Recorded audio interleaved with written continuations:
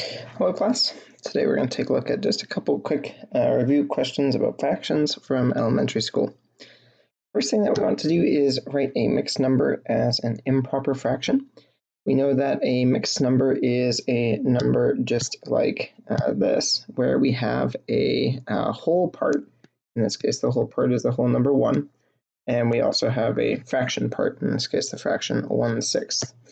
And so in order to write that as an improper fraction, we need to remember that one whole is like a full set of the denominator parts. So this would be like 6 out of 6 plus 1 out of 6. And we know that we would say that we have 7 out of 6 parts. There are 7 parts out of a whole made of 6 parts.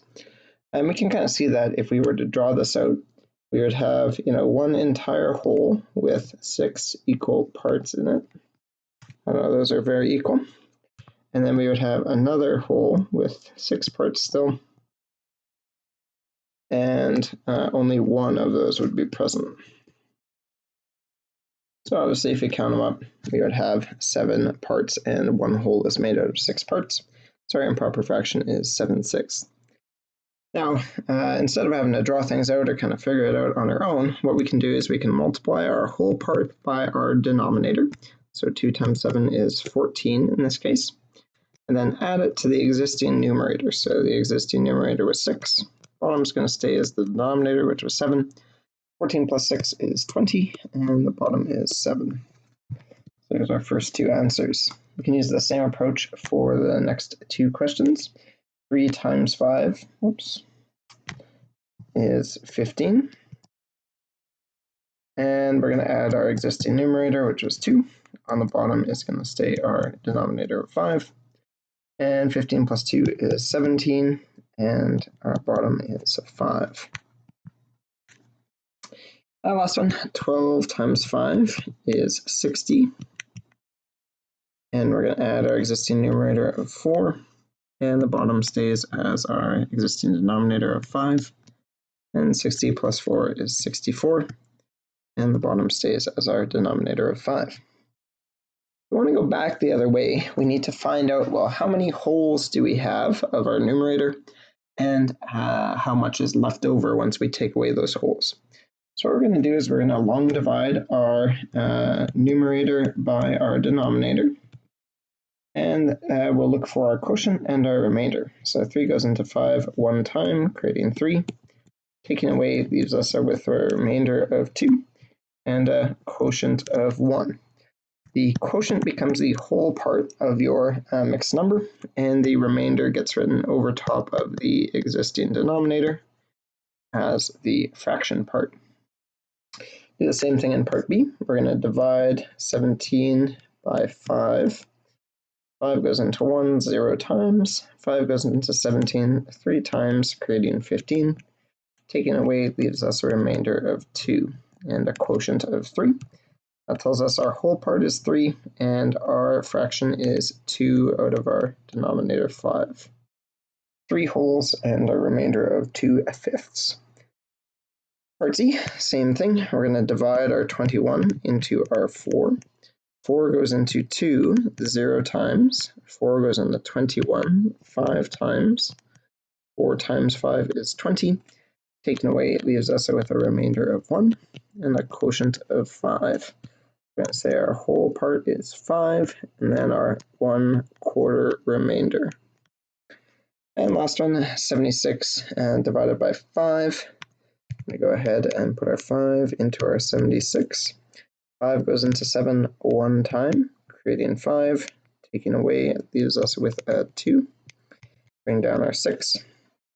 5 goes into 26 5 times, creating 25. Taking away, it leaves us with a remainder of 1. And a quotient of 15. So our whole part is 15, and then our remainder 1/5. And remember, when we say these mixed numbers, 1 and 2/3, there's an implied plus here. So it's really 1 whole plus 2/3 extra.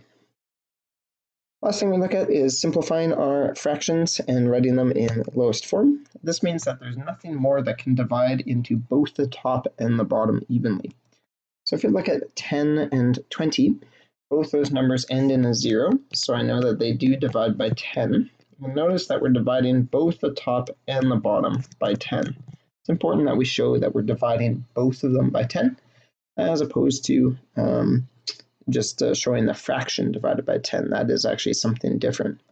So 10 divided by 10 on the top is 1, 20 divided by 10 on the top is 2, and that is our simplest form, or lowest form. There are no numbers that divide evenly into 1 and 2, which are the numbers on the top and bottom. Therefore, that is lowest form. For 13 and 26, 13 is a prime number, which means it only divides by 1 and itself.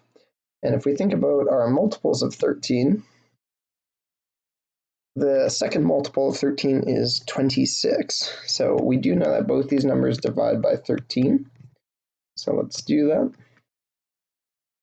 13 divided by itself is 1, and 26 divided by 13 is 2. So again, our simplest form here happens to be 1/2. Let's look at part C. These are a little bit trickier. So what I do notice is that both of my numbers end in an even digit. So I know that at the very least, these both divide by 2. So that's where I'm going to start.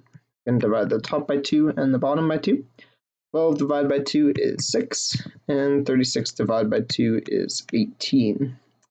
I notice these are both still even digits, so I'll divide by 2 again. 6 divided by 2 is 3. 18 divided by 2 is 9. And now I notice that both of these divide by 3. So I'll finish simplifying by saying this is 1/3. And last one, 36 over 48. Again, I'm going to notice both of them are even digits at the end. So I know both of them at least divide by 2. That's where I'll start. 36 divided by 2, we do know that it is 18. If you aren't sure about that, you could long divide it. 48 divided by 2 is 24. Still even digits, so we'll divide by 2 again. Gives us 9 and 12. Those ones do not both divide by 2 because 9 is not an even digit, but they do divide by 3.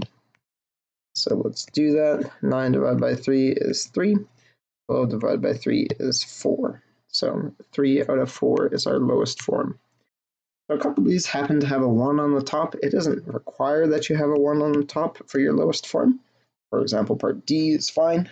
They just can't have any numbers that divide equally by both the top and the bottom. That's a quick review of your fraction skills from elementary school.